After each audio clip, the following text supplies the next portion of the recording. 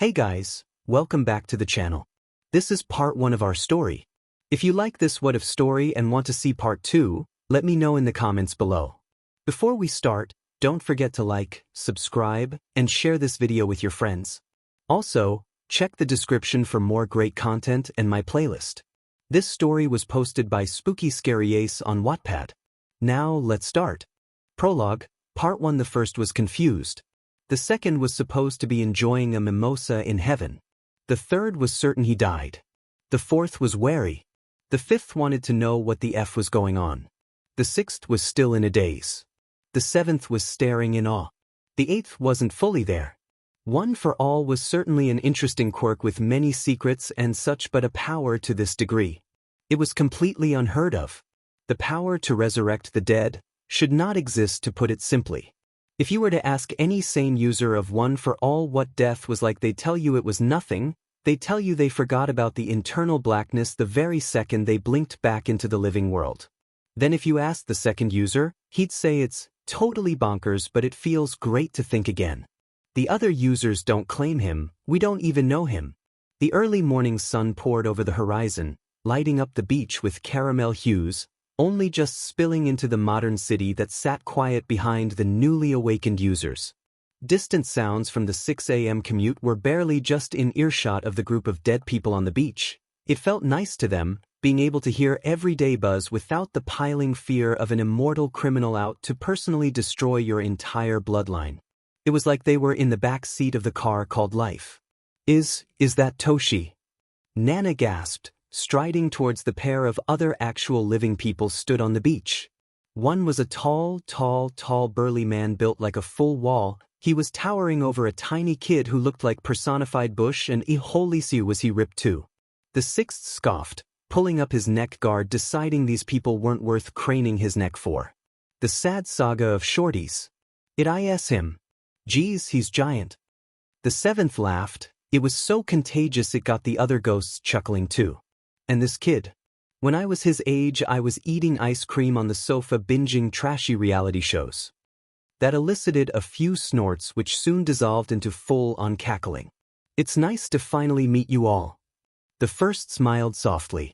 I'm glad my power brought together such a colorful group of people. I know this is a strange situation to be in, but let's do our best to get through this together. Same goes. The fifth hooped. I can't wait to watch over this kid, he seems like hoot. He spared a quick glance at the kid in question, who was currently choking on the floor, while the eighth hovered over him like a nervous mother. He laughed nervously, murmuring a quiet, he took the hair route. The second's face lit up like the New Year's sky as he shimmied over to his childhood best friend, pulling him into a tight embrace. The other grinned right back at him, accepting the hug so fiercely it knocked both men to the floor. Soon the others joined in, crying into their predecessors and successors alike, people they thought they would never see again. We made it in the end. The fourth murmured, and the others were inclined to agree. I don't mean to ruin the moment, but what about that guy? The sixth murmured wetly, his finger extended towards a floating entity that, if you squinted, kind of resembled Nana's protégé. Its face was shrouded in a gold mist, features completely deadpan as it hovered close to the pile of sniffling dead heroes. Nana blinked at the apparition, deep in thought. That definitely is Toshi, but Toshi is right there alive and trying to perform the Heimlich maneuver on his own successor. She hummed thoughtfully. The best guess I have is that this ghosty ghost is acting as a placeholder of sorts for when Toshi himself actually joins us. The last part was said quieter as the woman winced at the thought. Yeah, I don't think you have to worry about him biting the dust anytime soon. The dude is more jacked than literally anyone else I've ever known. 𝐻𝗓𝐃 huffed. Tall. Goddamn, he is so tall. Isn't he great? Nana beamed proudly. He was still scrawny when I bit the dust, but look at him now. She suddenly took on a darkly serious expression. I wish to pinch his cheeks. Do it, girl. Don't have regrets in the afterlife. The sixth smirked. Oh look, buff baby green is leaving. Bye dude, have a great life. Oh wait, is that a starfish? Look, it's a starfish. And we lost him, you always do this. 𝐻𝗓𝐃 said blankly, stopping his protégé from running over to the distant starfish fondly. I doubt that starfish wants a ghost hounding it, bro. The ghosts continued to chatter, unaware of how Nana was trying and failing to reach All Might. Rah, what the heckity heck? It's like I'm on an invisible lead. Come on, universe, just one pinch. Now that you mention it. The fourth mumbled. It's as if we're being dragged on an invisible tether connected to that green kid. Ah, that's what's happening here. Please explain for the less intellectually gifted. Thanks. The second said with love topped off with sarcasm and served in a deadpan. This green boy is the ninth. The fourth stated simply, ignoring how the others balked. And One for All has simply cultivated enough power to bring our spirits back into consciousness. The third rubbed his chin thoughtfully. I see. It feels as though I died yesterday, yet I'm aware that a huge amount of time has passed. Excuse my French. So we're attached to a minor. The second shrieked. I got brought back to life to be a pedo. Yikes, imagine. Couldn't be me, never me. The sixth yawned. Perks of dying young, I guess. He finished with a shrug, snorting at the disappointed looks shot his way. He's kinda cute though. At least I could legally drink alcohol when I died. The second retorted. The sixth laughed mockingly. You think I didn't drink? I was 16 and being hunted down by an old but supervillain. That's a lot of stress for me. When I died, I had to pass down the quirk to best friend who was a year younger than me at the time. Nana waved. Hi, I am the best friend. Wait, that's so cute. The first gasped. Best friend dynamics are always the best, I would know. He finished with a fist bump with the second. Friends are for losers. The fourth and third said in unison, nodding at each other briefly. I don't know, you two sound like besties to me. Nana snickered, earning a glare from both men. Go on, just admit it. The only thing I'm comfortable admitting to is the 3 murders I committed. The fourth deadpanned, making the woman choke. Or maybe it was 17, I don't remember. How could you go from 3 to 17? Honestly. The third sighed. You're all too much. I suggest we spread out and recharge our social battery before we end up committing a ghost crime or something stupid like that. I definitely feel like you're speaking for yourself there. Can I call you 𝐀𝐮𝐬𝐴ce? I'm gonna call you 𝐀𝐮𝐬𝐴ce. Thanks. The sixth snorted. Spread. No. You know. The fifth, 𝐀𝐮𝐭𝐡𝐨𝐫, started as he continued to skip behind the green-haired boy. If I knew I would be a ghost when I died, I would have been a lot more reckless when I was alive. Maybe go skydiving. The second perked up at that. Skydiving without a parachute. He grinned. This seemed to make the other male gasp in happiness before they had a lengthy conversation about daring activities they should have done. Nana Shimura, or the seventh, was trailing at the back, chattering up a storm about her protégé being the #1 hero, gasping every time they went past a TV with All Might on. She was gaining an unhealthy habit of pressing her face against the glass before being dragged away by the invisible tether Izuku Midoriya had on the users. The first Shigaraki was happy to listen to the excited lady, often chiming in with laughter at the fact this grown woman was the equivalent of a puppy, though he couldn't deny the feeling of dread ebbing away at his mind. All for one. His freckles are suspiciously symmetrical. The fourth observed. He was currently examining the world around him as well as the teen identified as the ninth. Although nothing nearby presented an immediate threat, you can never be too careful. So what? Are him and his symmetrical freckles going to end the world? The sixth asked with a snort, looking wistfully at the clouds above. You never know. The third simply rolled his eyes at the other's antics. He preferred Mist Might, dubbed by Nana. Sure, he was a mindless sock puppet with legs, but that's fine, great even. At least Mist Might isn't loud and annoying. The group of ghosts were forced into the boy's tiny apartment while he went to go shower. Luckily the tether didn't make them join him in the bathroom, however. Now they were all awkwardly sat in the main room waiting for something mildly interesting to happen. At least turn the TV on. And how do you propose I do that, 5? I don't know. I was certain we would have gained our ghostly powers by now. The bald man whined. I can't even sit on the couch without passing through it. 7 seems to be managing just fine. That's because she's amazing. The 6th shot back, sticking out his tongue menacingly. The 4th was too busy snooping around the kitchen to join the conversation. There's knives here, he could stab someone with these. Of course there's knives in a kitchen. Are you okay? 𝐻𝗧𝗧𝗟𝗘 stood idly behind the couch with the 3rd, who looked close to sobbing ghostly tears. At least you're chill, 𝐻𝗧𝗧𝗟𝗘. At least you're chill. The sound of rushing water abruptly stopped, and after some shuffling, Izuku Midoriya emerged from the bathroom fully dressed smartly in his uniform. He seemed to carrying a bright blue tracksuit. His eyes lingered on the sitting area where the ghosts were hosting their meeting, if you could even call it that. Though he quickly shrugged it off without paying any mind, stuffing the obnoxious blue tracksuit into his yellow backpack. Yikes, nobody told this kid that blue and green is never to be seen. The 2nd coughed, taking an imaginary sip from his imaginary tea. Poor kid. That's the ugliest tracksuit I've ever laid eyes on. 𝐷𝗫𝐽𝐻 agreed with a swift nod. Shigaraki, the 1st, said solemnly. However, solemnity soon turned to agitation as the later users looked at him as if he grew an extra head. Quirks were destroying the memes. I swear down. He mumbled. The 4th hummed as he closely inspected the boy. It seems he must be training. It makes sense since he just received the quirk and hasn't used it properly. Sadly, he was cut off by an excited Nana Shimura. Training. I love training, it's been too long. Death makes the joints ache, you know. Come on Izuku, let's leave. She bounced, trying to gently shove the greenette out the door. Sadly, she only phased through him, though the way he shivered afterwards went unnoticed by the users.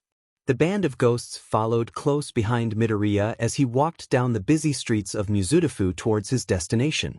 The teenager was emanating an intense nervous aura which was suffocating the others around him. He's probably nervous about using one for all for the first time. Completely valid. The 6th mumbled, copying the greenette as he fiddled with his fingers. I can't even imagine how powerful it's become. Heck, when I first used it, black WHP went bananas. 𝐷𝗫𝐽𝐻 hummed. His eyes turned glassy as he recalled the memory. I ended up tossing a trash can into the next city over. The 5th user snorted. The 2nd perked up tremendously at the story. Seriously. The most I could do was give someone a bloody nose. He cried, though an undignified snort escaped his lips. I couldn't throw a punch even if I wanted to. Shigaraki laughed. I punched my brother once at school and got a detention. I say he shouldn't have stolen my juice box. Huh, it's funny because everyone here has punched your brother at least once too. The 3rd snorted. This was the most emotion he had displayed yet. Except exhaustion. The group continued to walk, still making idle chatter as they walked. After a couple more minutes, the greenette stopped, looking triumphantly at the building in front of him, an action copied by the other users. No Fing Wei. The 6th wheezed. He hasn't even. Seriously. What is Toshi on? I knew we should have checked the date. Nana gawked. All of the users from the 5th onwards were panicking while the others looked on in confusion. Are you guys okay? It's just a big building, it can't hurt you. Whispered the 2nd, placing a condescending hand on 𝐷𝗫𝐽𝐻's shoulder. This building is you ancient dolt. The bald man exclaimed.